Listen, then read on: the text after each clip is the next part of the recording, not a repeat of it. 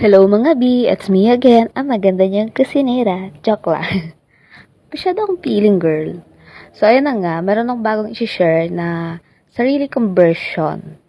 So kung sawa na kayo sa prito-prito lang, sa mga paksiw or ordinaryong luto ng tilapia. So ito, i-add nyo na sa menu nyo ng tilapia. So basta ito, gagawin nyo muna. Syempre, hugasan. So, hugasan muna natin yung tilapia B. Then, i-prepare na yung mga ricado. So, ayan. Naghiwa na ako ng bawang sibuyas. So, may magic sarap and my favorite na recipe. So, may gata, tomato paste, then water, then peanut. Basta di ko na matandaan. So, ayan. Pipituhin na natin yan. Siyempre, babalik ta rin. Oo. So, ayan. Pipituhin lang yan mga B. So, medyo toasted. So, ayan. Luto na. Set aside ko muna yan. So, nang gagawin ay, syempre, papainitin mo na yung mantika. Then, ayan, igigisa na yung bawang.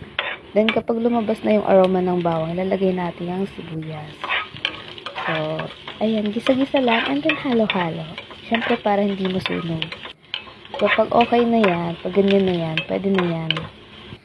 So, lagyan na natin ang tomato paste, then yung gata. So, ilalagay na natin yan. And after that, halo-haloin lang yan. Kasi, para hindi magbuo-buo yung gata.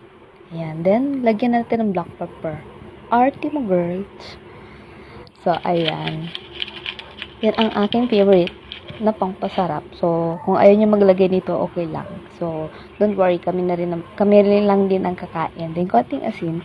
So, kasi unti lang kasi a-adjust ko pa yung lasa. Kung tama na ba yung timpla or hindi. So, huwag nyo titigilan na paghalo kasi baka magbuo-buo. So, kailangan din siya magbuo yung gata and para hindi masunog. So, nilagyan ko na pala ng peanut butter. So, since kulang pa, nag-add ako ng another kutsara. Ang arte magsalita, baby. So, ayan. Then, konting water. So, actually, lahat ng nilagay ko pa lang ng water ay 1 cup. Then, nilagay na natin yung piniritong tilapia. Actually, naglagay pala ako dyan ng konting sugar para pang balance to taste. So, ayan. Then, gaganyanin lang siya para hindi madurog yung mga piniritong tilapia.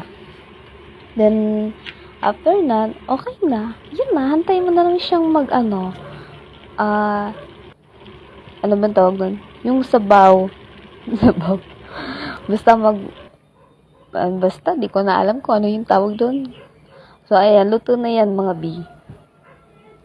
Then, ready to serve na. So, panigurado, ubos na naman. At taob na naman ang isang kaldera yung kanin.